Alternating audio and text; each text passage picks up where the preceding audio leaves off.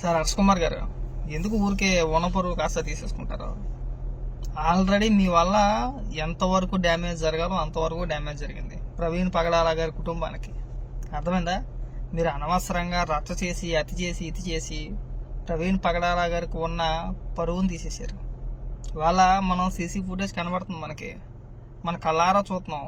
ఆయన హైదరాబాద్లో బయలుదేరి దగ్గర నుంచి దారిలో ఎన్నిసార్లు పడ్డాడో కూడా సీసీటీవీ ఫుటేజ్ మనకి క్లియర్గా కనబడుతుంది. సార్ మీలో ఇంకా మార్పు రాకపోతే ఎలాగండి? చివరాఖరికి వాళ్ళ కుటుంబ సభ్యులండి, వాళ్ళ భార్య, ఆయన సోదరుడు నిన్న ఒక 2 వీడియోలు రిలీజ్ చేశారు. వాళ్ళ భార్య ఒక వీడియో, వాళ్ళ సోదరుడు ఒక వీడియో రిలీజ్ చేసి మాకు ప్రభుత్వం పైన నమ్మకం ఉంది, సో దీనిపైన ఎవరో కూడా ఎలాంటి అసత్య ప్రచారాలు చేయకండి, దయచేసి మమ్మల్ని ఎక్కడితో వదిలేయని చెప్పేసి వాళ్ళంత క్లియర్గా మాట్లాడిన తర్వాత కూడా నేను హైదరాబాద్లో రీపోస్ట్ మారటానికి అనుమతి ఇవ్వండి అని చెప్పేసి కలెక్టర్ గారికి, ఎస్పీ గారికి లేఖ రాస్తానని చెప్పేసి అంటే అది మీ పిచ్చిదనం అనుకోవాలా, మూర్ఖత్వం అనుకోవాలా, నాకు అర్థం కావట్లేదండి. సరే, ఎవరు పడితే వాళ్ళు అడిగితే రీపోస్ట్మెంట్ చేస్తారా? సరే, ఒక పక్క కుటుంబ సభ్యులు ఎలాంటి ఆరోపణలు చేయట్లేదండి. ప్రవీణ్ పగడాల గారి కుటుంబ సభ్యులు ఎలాంటి ఆరోపణలు చెయ్యట్లా, వాళ్ళు ఎలాంటి అనుమానాలు వ్యక్తపరచట్లా. మాకు పలానా వ్యక్తుల పైన అనుమానం ఉందనో, ఆ మృతి పైన మాకు అనుమానం ఉందని రీపోస్ట్మెంట్ చేయండి, మాకు పలానా వ్యక్తుల పైన అనుమానం ఉందని చెప్పేసి వాళ్ళ కుటుంబ సభ్యులు మాట్లాడుతున్నారా? లేదు, పోలీసు విచారణలో కూడా ఏమీ తేల్లా, అనుమానాస్పద మృతి కింద ఏం తేల్లా, క్లియర్గా కనబడుతుంది యాక్సిడెంట్ అని చెప్పేసి అని. సరే, అయినా సరే ఇంకా మీలో మార్పు రాకుండా ప్రభుత్వం వెనకాతలు ఉంది, నేను రీపోస్ట్ మార్టం అడుగుతాం. సరే, మిమ్మల్ని పిచ్చోడి కింద చూస్తున్నారండి.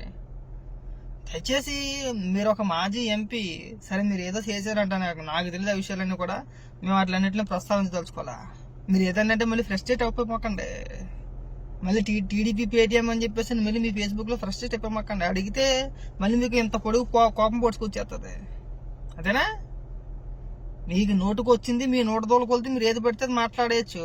మళ్ళీ మా బోటెడు ఎవరన్నా అడిగితే ఎంత బారు పొడుచుకొచ్చేస్తుంది. మనకి పొడుచుకొచ్చేసి ఏకంగా ఫేస్బుక్లో 2 బ్యాగులు వేసేసి ఇంకా అక్కడ మన ఇష్టానుసారంగా వాగేస్తాం. అక్కడ ఏకంగా నేను ఒక పోస్ట్ చూసా, 19 నుంచి 24 వరకునంట ప్రతిపక్ష పార్టీ కింద తెలుగుదేశం పోరాటం చేయలేదంట, హర్ష కుమార్ గారు చేశారట. మరి పోటీ చేయకపోయావా? ప్రధాన ప్రతిపక్షం నువ్వే కదా, పోటీ చేయకపోయావా? ఎందుకు పోటీ చేయలేదు?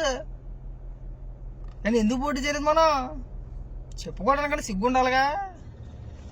ఎంతసేపు కూడా మతాల మధ్యన చిచ్చు పెట్టాలి, కులాల మధ్యన చిచ్చు పెట్టాలి, ప్రాంతాల మధ్యన చిచ్చు పెట్టాలి, వాళ్ళని తాకలెట్టాలి, వీళ్ళని తాకలెట్టాలి. ఆడ బెన్నిలింగో ఎవడో ఉంటాడు, ఆడ గుడివాడు ఎక్కడో ప్రాస్టరో ఇంకా ఊచకోత కోసేస్తావు అంటాడు. ఎవరు నువ్వు, ఎవరిని కోసేస్తావో, ఎక్కడి నుంచి తెప్పిస్తావు జనాన్ని? ఏం తల్లాటప్పగా కనబడుతున్నారా జనాలు అందరూ కూడా? నువ్వు ఎవరిని కోసేస్తావో నాకు అర్థం కావట్లా. వీళ్ళు రెచ్చగొడితే మీరు రెచ్చిపోతారా? ఈ మన హర్ష కుమార్ గారు ఒకరు, తర్వాత అజయ్ బాబు అని చెప్పిన ఒక పాస్టరు, తర్వాత ఆ బెన్నీ లింగం అని ఉంటాడు ఆడొకడు, ఇంకో 2-3 పాస్టర్లు ఎవరో ఉన్నారు. వీళ్ళు ఓవరాక్షన్ కాదు, ఎవరిని తగలెట్టేస్తారండి, ఎవరిని ఊచకొత్తకొస్తారండి, ఎవరిని ఎందుకున్నా? ఏంటి మీరా హైదరాబాద్ నుంచి ఇతర రాష్ట్రాల నుంచి సైన్యాన్ని తీసుకొచ్చేస్తారా? మీరు తీసుకొచ్చేస్తే పోలీసులు ప్రభుత్వం చూస్తూ ఉంటుందా? ఏమంటే వ్యవస్థలు చూస్తూ ఉంటాయి, మీరు తీసుకొచ్చే తక్కని జనాన్ని ఇక్కడ ఊచకొత్తగా వేస్తారా మీరు? అంటే యుద్ధానికైనా సిద్ధమే, దేనికి సిద్ధం? ఏమండి, యాక్సిడెంట్ని హత్య అని చెప్పేసి చిత్రీకరించి మీరు ప్రచారం చేసేసి మీరు మతాల మధ్యలో విద్వేషాలు రెచ్చగొట్టేసి మీరు ఊచకొత్త కోసేస్తారా? మీరు ఊచకొత్త కోసేస్తే ఇక్కడ చూస్తా కూర్చుంటారా? ఎంతసేపు కూడా మీరు హర్ష్ కుమార్ గారికి చెప్తున్నాను నేను, మీరు ఒక ప్రజాప్రతినిధి, మాజీ ఎంపీ, మీరు ఎంత హుందాగా ప్రవర్తించాలనుకుంటున్నారో. ఒక విషయం పైన మనకి ఎలాంటి క్లారిటీ లేకుండా మన ఇష్టానుసారంగా మనం స్టేట్మెంట్ ఇచ్చకూడదండి. పైగా స్టార్టింగ్లో ఏమని చెప్పాడు అనుకుంటున్నారు? అసలు ప్రవీణ్ పగడాల అనే వ్యక్తి ఎవరో నాకు తెలియదు, నేను ఎప్పుడు చూడలేదు, నేను ఎప్పుడు వినలేదు. అలాంటిది వాళ్ళ ఆయన బాడీ లాంగ్వేజ్ ఎలా ఉంటుంది, అసలు ఒకడు అంటాడు హైదరాబాద్ నుంచి వచ్చింది ఆయన కాదంటాడు, ఒక మేడం ఉంది, ఆవిడ పేరు ఏదో ఉంటుంది, సంథింగ్ పేరు, మరీ విచిత్రం. సార్ మీ ఇంటెన్షన్ ఏంటి అసలు నాకు అర్థం కావట్లా. ఇప్పుడు హిందువుల మధ్యన క్రైస్తవుల మధ్యన చిచ్చు పెట్టాలి, అంతేనా మీ అజెండా? అదే కదా.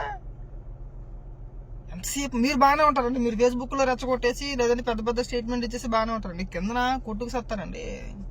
రేపు పొద్దున ఇలాంటిది ఎవరికి జరిగినా సరే నమ్మే పరిస్థితి ఉండదు. అప్పుడే కొంతమంది రకరకాల కామెంట్లు చేస్తున్నారు, అవన్నీ నేను ఇక్కడ ప్రస్తావించను కూడా. ఫస్ట్ క్లారిటీగా తెలుసుకోవాల్సింది ఏంటి, వాళ్ళ కుటుంబ సభ్యులకి ఎలాంటి అనుమానాలు లేవు, వాళ్ళు ఒక క్లారిటీతో ఉన్నారు. సో జరిగింది ఇది, ఇలా జరిగింది, సీసీటీవీ ఫుటేజ్ కనబడుతుంది, ఆ ఫుటేజ్లో ఉన్నది ప్రవీణ్ గారా కాదా అనేది సొంత సోదరుడికి భార్య కంటే మీకు ఎక్కువ తెలుసా? ఏమండి వాళ్ళు చూస్తే చెప్పలేరా? నేను సీసీ ఫుటేజ్ చూడలేదు, మీరు చూసారా? ఇంచుమించు అయినా దారి పొడిగిన 3 సార్లు పడిపోయాడు. ఒకసారి కాదు, 2 సార్లు కాదు, 3 సార్లు పడ్డాడు. 4గోసారి కొవ్వూరులో జరిగిన యాక్సిడెంట్ అది. ఒకసారి చూడండి వెళ్ళి, నేను చెప్పేది కాదు కదా. ఆయన ఎక్కడెక్కడ మద్యం కొన్నాడో, ఎప్పుడెప్పుడు కొన్నాడో, ఏ టైంలో కొన్నాడో, మద్యం కొంటే తాగినట్ట అని చెప్పేసి ఒక మేధావి అంటాడు. మరి దేనికి కొన్నాడు మద్యం?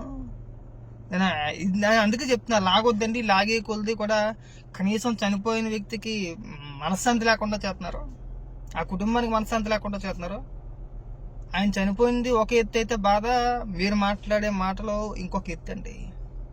మీరు మాట్లాడి మాట్లాడి మాట్లాడి అసలు బయటకు రాని వీడియోలన్నీ, సీసీ ఫుటేజ్ మొత్తం తీసుకొచ్చి సమాజం ముందు పెట్టారు. ఎందుకు? మీరు చేసిన పెంట వల్ల. మొదట్లోనే పోలీసు వారు చెప్పారు కదా, ఏమంటే ఇక్కడ ఎలాంటి అనుమానాస్పద ఇది కింద కనబడట్లేదండి, ఇది క్లియర్గా యాక్సిడెంట్ అయ్యింది అని చెప్పేసి మొదట్లోనే చెప్పినప్పుడు పోలీసు వారు విచారణలో ఏం చెబుతారో అని చెప్పేంత వరకు వెయిట్ చేస్తే బ్రహ్మాండం ఉండేది. ఆగలేదుగా మనం. ఈ కేక వరుస దాడే, లేదు లేదు వాళ్ళు మార్చేసారు, వీళ్ళు మార్చేసారు, బండి మార్చేసారు, అది మార్చేసారు, ఏమైంది లాస్ట్కి? వరుసగా ఒకదాని తర్వాత ఒకటి, ఒకదాని తర్వాత ఒకటి, ఒకదాని తర్వాత ఒకటి సీసీటీవీ ఫుటేజ్ అన్నీ బయటకు వచ్చిన తర్వాత మీ దగ్గర సమాధానం ఏమైనా ఉందో దానికి సమాధానం ఇస్తే దానికి కూడా మళ్ళీ ఒక తీరియా. విజయవాడలో ఫోటోలు సీసీటీవీ ఫుటేజ్ వస్తే అది మార్ఫాడు అంటాడు, అది కాదంటారు. ఆ బండి కనబడుతున్నాయంటే అది బండి ఆయనది కాదంటారు. హైదరాబాద్లో చూపిస్తే హైదరాబాద్లో కాదంటారు, కోదాడలో చూపిస్తే కోదాడలో కాదంటారు. అంటే ఇప్పుడు మీరు చెప్పినట్టుగా హత్య అని చెప్పేసి చెప్పేయాలా? చెప్పేస్తే మీరు కొట్టుకు సవాడిని అని చెప్పేసి మీరు సెలగాసుకుంటారా? దూరంగా కూర్చొని ఎక్కడొక్కడ టీవీలోనే అట్లోనే కూర్చొని ఎంతసేపు రెచ్చగొట్టేయడమే. ఏమని రెచ్చగొట్టేస్తారు? దయచేసి హర్ష కుమార్ గారికి మళ్ళీ చెప్తున్నాం, ఇంక మీరు ఈ అబద్ధాన్ని కప్పిపుచ్చుకొని అనవసరంగా దొరికేసిన తర్వాత కూడా మీరు అనవసరంగా మీరు ఇచ్చేసుకుంటే మీకున్న పరుగు పోద్ది. హుందాగా మీరు మొదట్లోనే దాన్ని అంగీకరించి ఆ విషయాన్ని అక్కడితో వదిలేసి ఉంటే కనుక ఇవాళ ఎంత కవర్ చేసుకోవాల్సిన అవసరం లేదండి. జస్ట్ మీకు అంతే ఈగో ఎందుకు నాకు అర్థం కావట్లా. ఇప్పుడు మీరు ఒక తప్పుడు స్టేట్మెంట్ ఇచ్చారు, తర్వాత తప్పని తేలింది. తప్పని తేలినప్పుడు అవునండి అందరూ మాట్లాడింది, నేను మాట్లాడాను, ఇందులో నేను చూసింది లేదు చేసింది ఎవరు అని చెప్పేసి అంటే అయిపోయేది. మళ్ళీ దాన్ని సాగదీసావు, నేను వెళ్ళిపోతాను, బండి వేసుకుని వెళ్ళిపోతాను, నేను కూడా పడిపోతాను, కెమెరాలు పట్టుకుంటారండి, ప్రస్తుతం వెళ్తాను నేనని చెప్పేసి మళ్ళీ ఒక పిచ్చడి వాగుడి వాగి అక్కడికి వెళ్ళి పెద్ద అడావిడి చేసావు కదా. ఇలా కుటుంబం పరువు తీసేస్తాను మొదటి కారణం నువ్వు కాదా? ఇవాళ ఏమని మాట్లాడతాడంటే కుటుంబ సభ్యులు ఒక స్టేట్మెంట్ ఇచ్చారు ఆల్రెడీ, మాకు ప్రభుత్వం పైన నమ్మకం ఉంది, మాకు విచారణలో ఎలాంటి లోపం కనిపించట్లేదు, సో దయచేసి ఎక్కడితో వదిలేసేయండి అని చెప్పేసి వాళ్ళు ఒక పక్క దండం పెట్టి వేడుకుంటుంటే మళ్ళీ నేను ఎస్పీ గారికి కలెక్టర్ గారికి లేఖ రాసాను, హైదరాబాద్లో రిపోస్ట్ మార్టం చేయాలి, ఎన్ఓసి ఇచ్చాను అని చెప్పేసి నువ్వు ఆగుతున్నావు. మిమ్మల్ని ఏమన్నారో నాకైతే అర్థం కావట్లా. దిగజారిపోమాకండి, వద్దు వదిలేయండి, మత రాజకీయాలు చేయమాకండి. నిజంగా మీలాంటి వ్యక్తులు ప్రస్తుతంలో రాజకీయాల్లో లేనందుకు ఒకందుకు సంతోషపడుతున్నాం మేమైతే కనుక. దయచేసి ఇంక ఈ అపాబాయ కవర్లు ఇంకెప్పుడు చెప్పమాకండి.